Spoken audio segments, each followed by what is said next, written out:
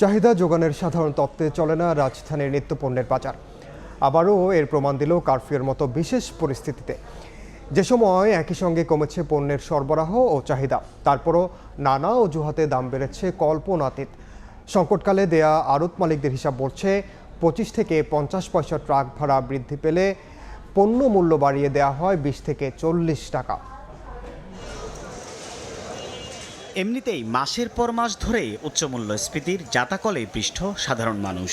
এর মধ্যে আবার ঝোপ বুঝে কোপ মেরে অধিক মুনাফা লুফে নেয়া সুযোগ সন্ধানীদের যেন অভাব নেই নিত্যপণ্যের বাজারে।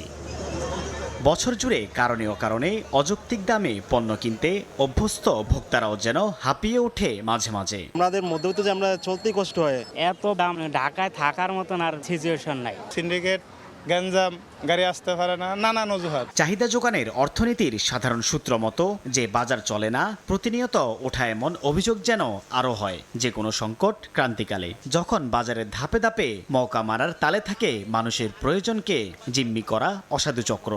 ব্যবসায়ীদের কথা যুক্তিযুক্ত না, মধ্যবিত্তদের জন্য একটু চাপ পড়ে যায়। সরকার না চাইলে কমবে না।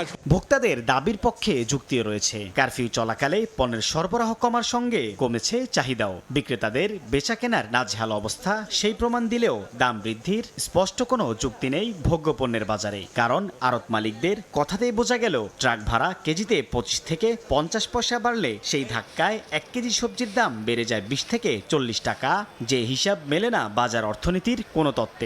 খাওয়ান তো কমাই দিছে, 5 কেজির বদলে এখন 2 কেজি নিছে। স্বস্তি দায়ক তো নাই, সবকিছুর দামই তো বেশি। 5,000-6,000 টাকা মানে আগের এখন বর্তমানে ভাড়া বেশি পড়ছে। রাত পোহালেই দাম বাড়ে কোনো না কোনো পণ্যের। ভোক্তার হিসাবের খাতায় বাড়ে কাটাকাটি, শুধু বাড়ে না ভোগ ব্যয়ের সক্ষমতা। সাইফুল ইসলাম, সময় সংবাদ, ঢাকা।